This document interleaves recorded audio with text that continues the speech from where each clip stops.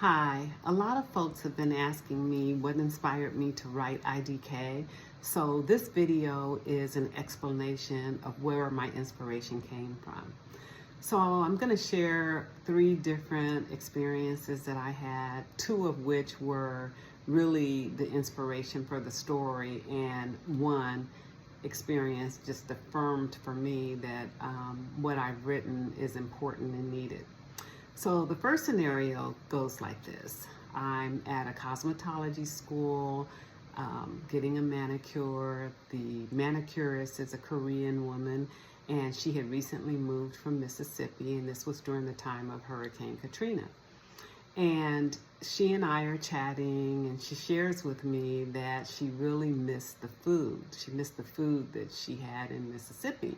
So she named a few of the dishes for me, and when she named those dishes, I said, "Oh, so you like Black American food?" And her response was, "I didn't know it was Black food. I like American food."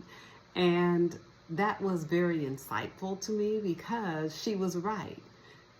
But I was right too. So that was the first experience. I said, I need to document our history in terms of our cultural food history. And when she made the comment that she didn't know it was Black American food, that was like, yeah, this is something that needs to happen. So that was an inspiration for me. But then another experience happened, actually more than just two experiences. The one I'm about to tell you happened on several different occasions.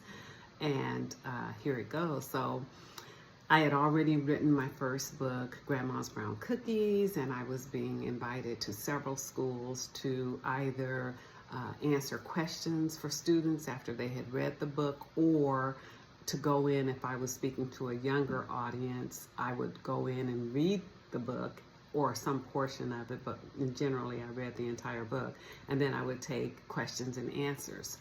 So this particular classroom, we were at the point where we were doing question and answers, and one of the students asked me if I had plans to write another book. And I said, I did. And I said, yes.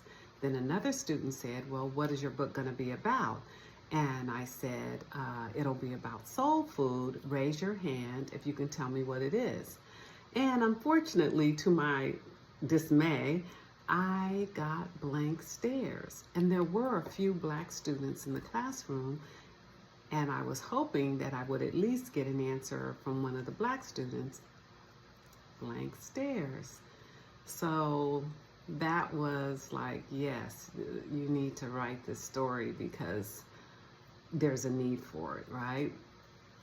So fast forward, this happened just last year. I was speaking to a group of students. I was invited to a classroom, and this was a high school.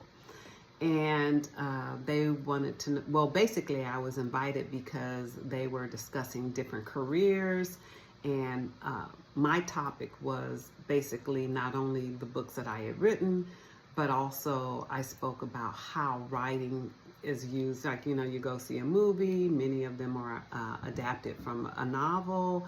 We just talked about different types of writing, etc. And when I was sharing about IDK and what the story, essentially I gave a synopsis of what the story is about, I had one student say to me, well, I didn't know Black people had a cultural food. So that was really affirming for me, because that let me know that, yes, you are on the right path. You're writing stories that are educational, they're intriguing, they are much needed, but not only for young people. At least, for instance, I believe that IDK can be for anyone who wants to learn more about themselves or about American history. So anyone can read the story, but again, I target younger people because I believe that early education is preventative medicine, and the earlier you learn, the better. And in this case, of course, I could write and make these stories for a different audience, but I believe that they are just fun to read. It's not like a history book. It's not boring.